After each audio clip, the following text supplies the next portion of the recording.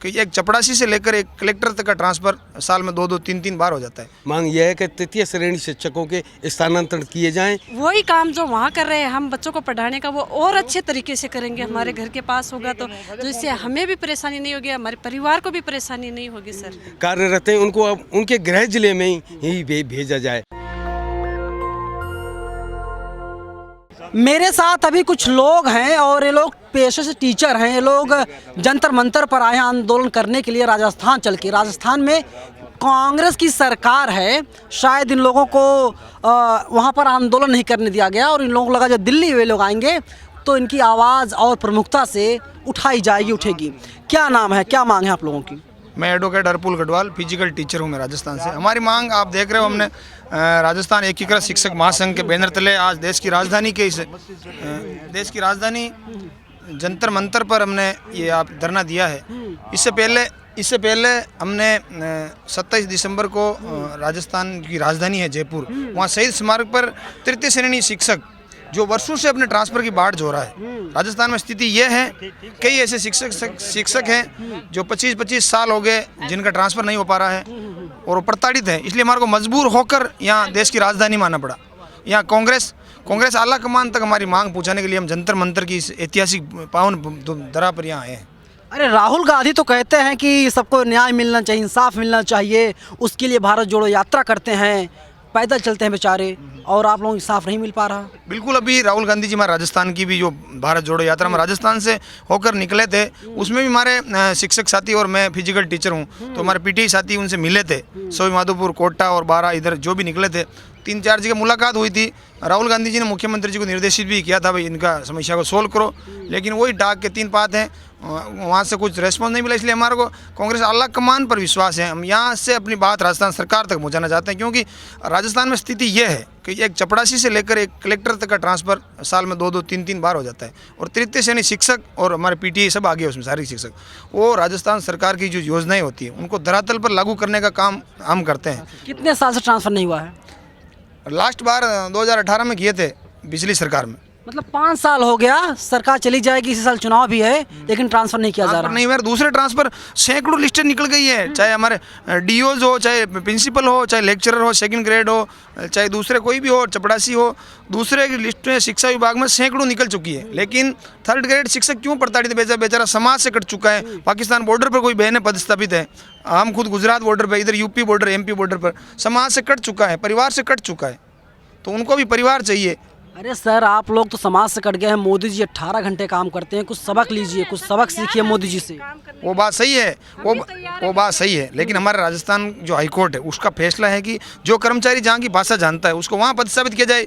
हम जैसे बहुत सी बहनें कहीं पदस्थापित, उनको लोकल भाषा ही समझ नहीं आती, तो एक जो खुद के एरिया में पदस्थापित होगी तो राजस्थान सरकार की स्कूलों में भी अच्छी सेवाएँ दे पाएगी और बच्चों का भी अच्छी तरह शिक्षण व्यवस्था होगा और सरकार की योजनाओं को भी अच्छी तरह से लागू कर पाएंगे। हमारी मांग है कि अभी जो 5600 की पीटीआई की भर्ती चल रही है राजस्थान में, उस प्रक्रिया पूरी होने से पहले पीटीआई के ट्रांसफ़र करे, क्योंकि ये हमारे अंकल जी है, इन्होंने 95 में जब शादी नहीं हुई थी, जब इनकी वहाँ जालौर में पोस्टिंग हुई थी, आज ये दादाजी बन गए हैं, लेकिन वो भी वहीं पदस्थापित 27 साल हो गए। ये स्थितियाँ हैं राजस्थान। 27 साल से एक जगह नौकरी कर रहे हैं आप? हाँ, 27 साल से मैं नौकरी कर रहा हूँ। सरकारें तो हर बार बदल जाती हैं, कभी महारानी आ जाती हैं और कभी अशोक गहलोत आ जाते हैं, मगर कांग्रेस गवर्नमेंट ने 2-3 बार ये गवर्नमेंट आई है, इसने आज तक कोई ट्रांसफ़र नहीं किया है। बीजेपी गवर्नमेंट ने फिर भी ट्रांसफ़र किए थे, मगर इस गवर्नमेंट ने कोई भी ट्रांसफ़र नहीं किया। बेहतर है ना, घर परिवार वहीं बसाइए, घर बनाइए, वहीं पर आराम से रहिए, क्या दिक्कत है? नहीं, रह नहीं सकते, कई दिक्कतें हैं। माँ बाप बुजुर्ग हैं,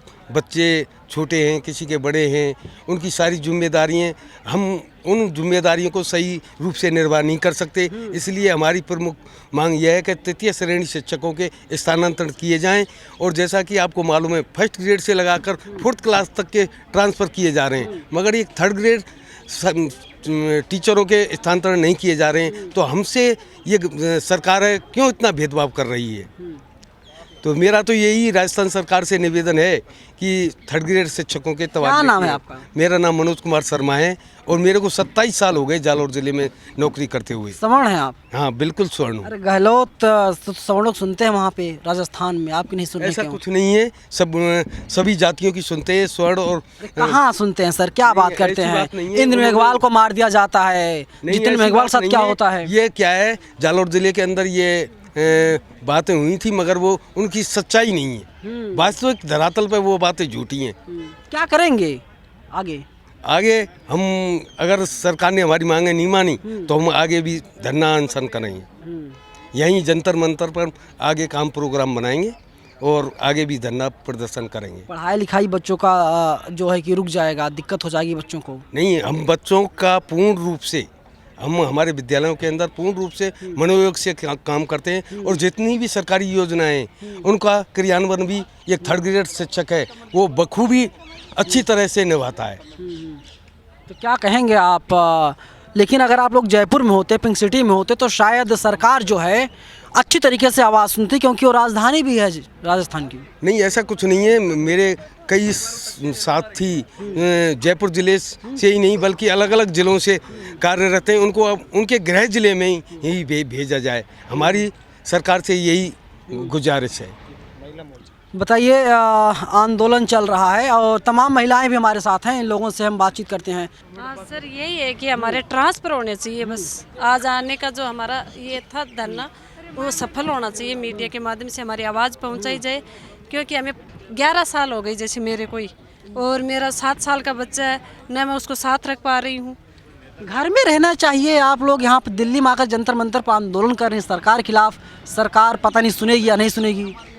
अब सर सरकार सुनेगी, सरकार क्यों नहीं सुनेगी? वाजिब मांग है, क्योंकि सीटें खाली पड़ी है तो सरकार को कोई नुकसान नहीं है, और हमें वही काम जो वहाँ कर रहे हैं हम बच्चों को पढ़ाने का वो और अच्छे तरीके से करेंगे हमारे घर के पास होगा, तो जिससे हमें भी परेशानी नहीं होगी, हमारे परिवार को भी परेशानी नहीं होगी। सर बताइए, महिलाएं हैं, तमाम लोग, सैकड़ों संख्या में लोग राजस्थान से आए हैं, यहाँ पर आंदोलन कर रहे हैं। मैं एक बार पोस्टर दिखा देता हूँ आपको, आप देख लीजिए।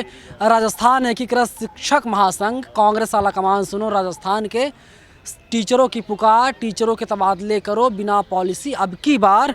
और कई टीचर ऐसे हैं जो बीते कई दशकों से एक ही जगह पर नौकरी कर रहे हैं, लेकिन जो मौजूदा सरकार है, अशोक गहलोत की सरकार है, ट्रांसफ़र नहीं कर रही। और ये लोग अब कह रहे हैं कि इन लोगों का ट्रांसफ़र किया जाए, जिससे इन लोगों को कोई भी दिक्कत परेशानी ना होने पाए, लेकिन जो सरकार है सुनने के लिए तैयार नहीं है। पूरी खबर पर आपकी क्या राय है, आप लोग हमें ज़रूर बताइएगा।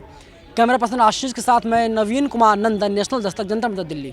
नेशनल दस्तक की आपसे गुजारिश है कि अगर इसको बचाना चाहते हैं तो नेशनल दस्तक को सब्सक्राइब करने के लिए रेड कलर के सब्सक्राइब बटन को दबाएं, फिर बेल आइकन की घंटी दबाएं। नेशनल दस्तक को बचाने के लिए बहुत जरूरी है कि हर खबर को शेयर करें, लाइक करें, कमेंट जरूर करें।